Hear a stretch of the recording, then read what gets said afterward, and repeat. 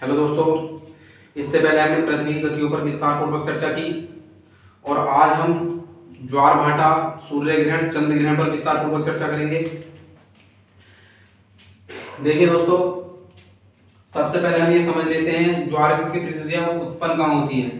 जो ज्वार की प्रक्रिया होती है दोस्तों, वो महासागरीय जलों में, ज्वार की प्रक्रिया महासागरीय जलों में उत्पन्न हुआ करती है। देखिए दोस्तों, जो हमारा महासागरीय जल है उसकी जो सतह है वो समतल होती है। अब क्या होता है, जब ये समतल जगह किसी स्थान पर, जब ये समतल जगह ऊपर की ओर उठ जाती है तो ऐसी प्रक्रिया ज्वार कहलाती है। और जिन स्थानों पर समुद्र की जो सतह है वो नीचे की ओर चली जाती है तो उसे हम भाटा के नाम से जानते हैं, ये भाटा कहलाती है। देखिए दोस्तों, अगर समुद्र में किसी एक स्थान पर ज्वार की प्रक्रिया अगर उत्पन्न हो रही है तो कंपलसरी किसी अन्य स्थान पर भाटा जरूर उत्पन्न हो रहा होगा, क्योंकि हमारी जो समुद्र सतह है वो समतल है। किसी भी स्थान, अगर हम समतल पानी, समतल जल को एक साइड से अगर किसी प्रक्रिया द्वारा उठाएं तो वो दूसरी साइड से नीचे की ओर उसका तल गिर जाता है। इसी प्रकार अगर एक साइड से ज्वार उत्पन्न होता है तो उसके दूसरी साइड निश्चित ही भाटा उत्पन्न हो रहा होगा। और ये ज्वार और भाटा की जो प्रक्रिया हो पाती है दोस्तों, वो चंद्रमा और सूर्य की गुरुत्वाकर्षण शक्ति के कारण, चंद्रमा और सूर्य की गुरुत्वाकर्षण शक्ति के कारण ही संभव हो पाती है ज्वार और भाटा की प्रक्रिया। और इनमें से जो चंद्रमा होता है, चंद्रमा क्योंकि पृथ्वी से चंद्रमा, देखिए समुद्री जलों में ज्वार भाटे की प्रक्रिया उत्पन्न हुई। अब इन दोनों के गुरुत्वाकर्षण शक्ति से ही क्या हो रहा है, ज्वार उत्पन्न हो रहे हैं, भाटा उत्पन्न हो रहा है। तो हमारा जो चंद्रमा है वो पृथ्वी के कम नजदीक, मतलब नजदीक है। नजदीक होने के कारण इसकी दूरी 2,84,000 किलोमीटर है, जिसके कारण इसका प्रभाव ज्वार उत्पन्न करने में अधिक पड़ता है और सूर्य का प्रभाव कम रहता है। सूर्य अधिक दूरी पर होने के कारण ज्वार उत्पन्न करने में कम प्रभावशाली होता है चंद्रमा से, चंद्रमा की तुलना में। देखिए दोस्तों, एक बात आप समझ लीजिए अच्छी तरह से। जिस समय चंद्रमा, हमें पता है चंद्रमा जो है पृथ्वी की निरंतर परिक्रमा करता रहता है और पृथ्वी जो है सूर्य की निरंतर परिक्रमा करती रहती है। जिस समय चंद्रमा पृथ्वी की परिक्रमा करते थे, सूर्य और पृथ्वी के मध्य आ जाता है तो उस समय ज्वार उत्पन्न होता है। उस समय दीर्घ ज्वार, ज्वार दो प्रकार के होते हैं, एक तो दीर्घ ज्वार और एक नील ज्वार। जिस समय पृथ्वी की परिक्रमा करते हुए चंद्रमा सूर्य और पृथ्वी के बीच आ जाए तो ऐसी कंडीशन में एक तो दीर्घ ज्वार उत्पन्न होता है, और एक जब पृथ्वी सूर्य की परिक्रमा करते हुए चंद्रमा और सूर्य के मध्य आ जाए तो ऐसी परिक्रमा में भी क्या होता है, दीर्घ ज्वार उत्पन्न होता है। आप ध्यान रख सकते हो, जिस कंडीशन में इन दोनों के मध्य 0 अंश का कोण बनता है, एक ही साइड में होते हैं, तो क्या होता है, दीर्घ ज्वार। और या 90 अंश का, वो सॉरी 180 अंश का।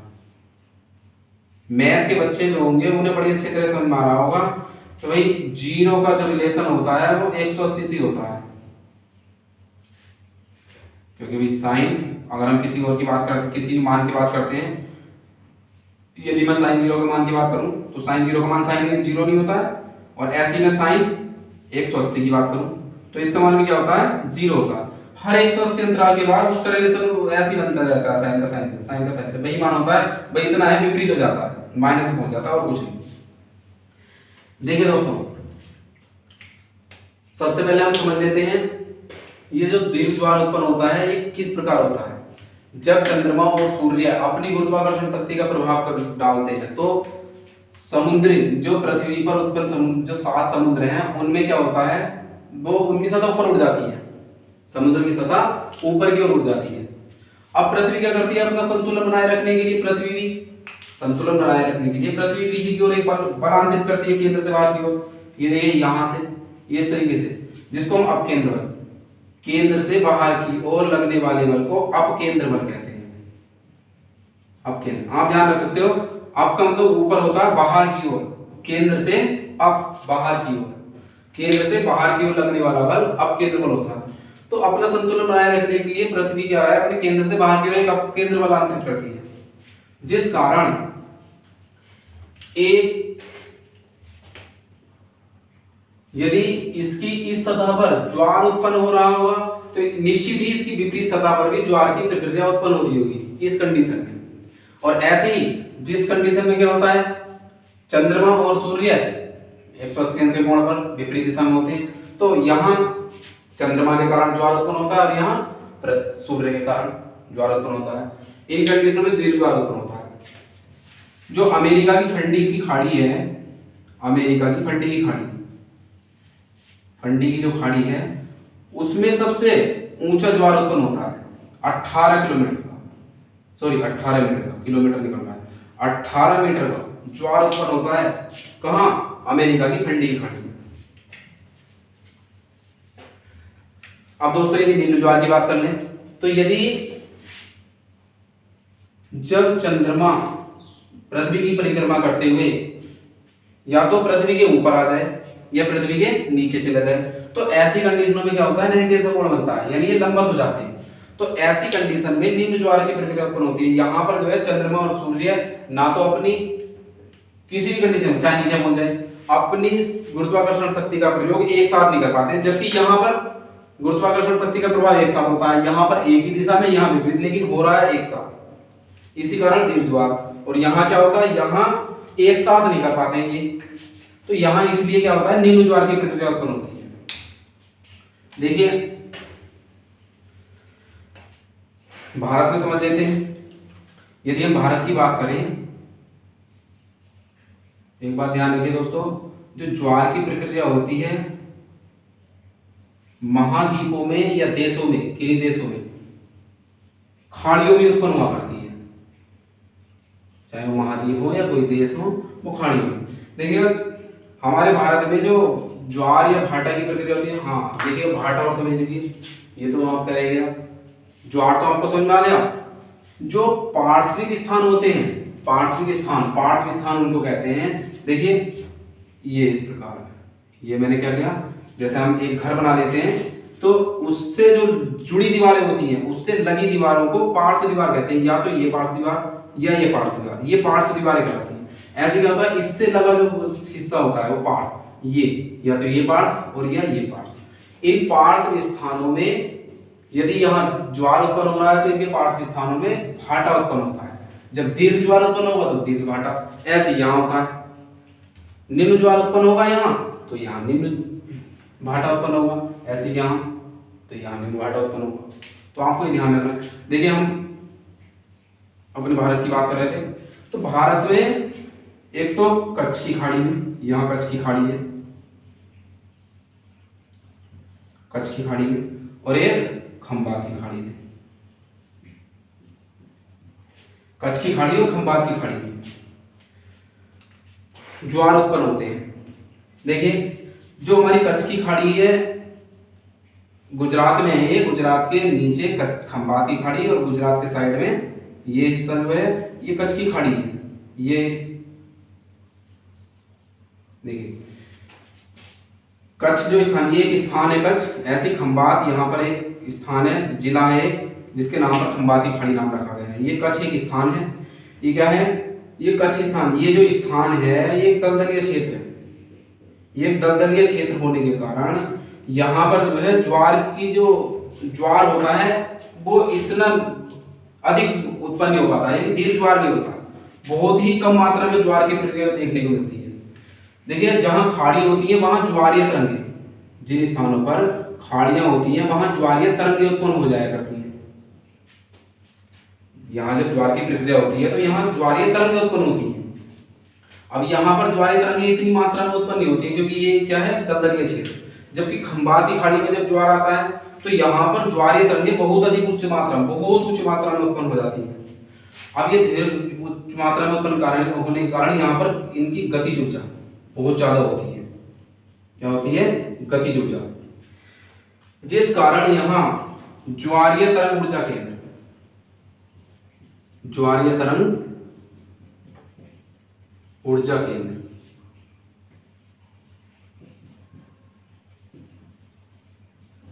बनाने का विचार किया जा रहा है। यहाँ ज्वारीय तरंग ऊर्जा केंद्र बनाने का विचार किया जा रहा है। यहाँ से ऊर्जा प्राप्त करने के लिए। तो देखिए दोस्तों,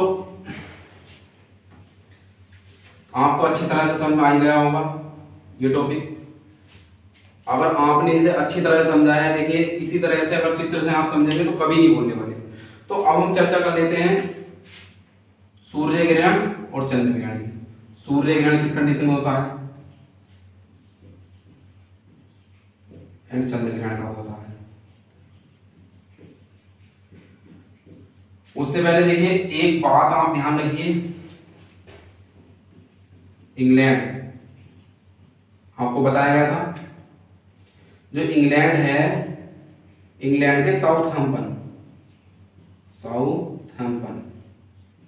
इंग्लैंड के साउथहैम्पटन में यहां ज्वार की प्रक्रिया 2 बार उत्पन्न हुई थी सब में, लेकिन इंग्लैंड का जो साउथहैम्पटन है उसमें ज्वार की प्रक्रिया 4 बार उत्पन्न होती है। ये बात बहुत इंपॉर्टेंट है, एग्जाम की दृष्टि से बहुत ज्यादा इंपॉर्टेंट है, ध्यान रखना है। इंग्लैंड का जो साउथहैम्पटन है वहां ज्वार की प्रक्रिया 4 बार होती है, तो निश्चित तौर पर 4 बार भाटा की प्रक्रिया होती होगी। एक बात आप ध्यान रखिए, सूर्य ग्रहण चंद्र ग्रहण समझने से पहले जो ये ज्वार की प्रक्रिया होती है, यहां पर ज्वार देखिएगा, आप ऐसे ध्यान रख सकते हो, पूरे हमारे जब पृथ्वी एक चक्कर सूर्य का लगाती है तो कितने घंटे लगते हैं, 24 घंटे। तो आप इससे एक बात ध्यान रख सकते हो कि भाई जो ज्वार की जो प्रक्रिया होती है वो लगभग 24 घंटे में, 24 नहीं, यहाँ से यहाँ तक आने में आधे लगेंगे, लगभग 12 घंटे के तो होगा ही है, थोड़ा मोड़ा ऊपर या नीचे हो सकता है।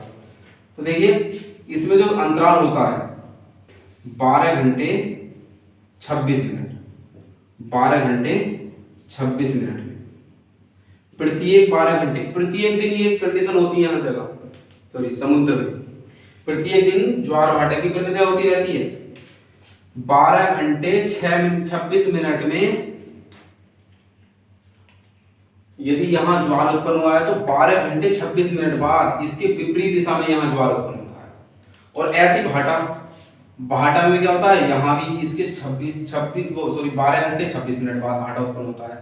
अब यदि बात की जाए इनकी कि एक ज्वार, ये क्या ज्वार और ये भाटा है, यदि बात की जाए भाटा और ज्वार का अंतराल कितना होता है, तो भाटा ज्वार का अंतराल कितना होगा, क्योंकि पार्श्विक स्थानों पर है, तो हम कह सकते हैं भाई इसका आधा, 6 घंटे 13 मिनट। इससे हमने क्या देखा, प्रत्येक 6 घंटे 13 मिनट के बाद एक भाटा और फिर एक ज्वार, फिर एक भाटा, फिर एक ज्वार की प्रक्रिया निरंतर चलती रहती है। और ये ज्वार भाटा की प्रक्रिया जो होती है निरंतर चलती रहती है। देखिए सूर्य ग्रहण चंद्र ग्रहण पर चर्चा कर लेते हैं अच्छी तरह से। सूर्य ग्रहण और चंद्र ग्रहण का ये तो आपने बहुत छोटी क्लास में पढ़ लिया होगा, फिर भी यहाँ पर पढ़ाना जरूरी है। सूर्य ग्रहण चंद्र ग्रहण, देखिए दोस्तों, सूर्य ग्रहण का मतलब सूर्य पर ग्रहण लगना।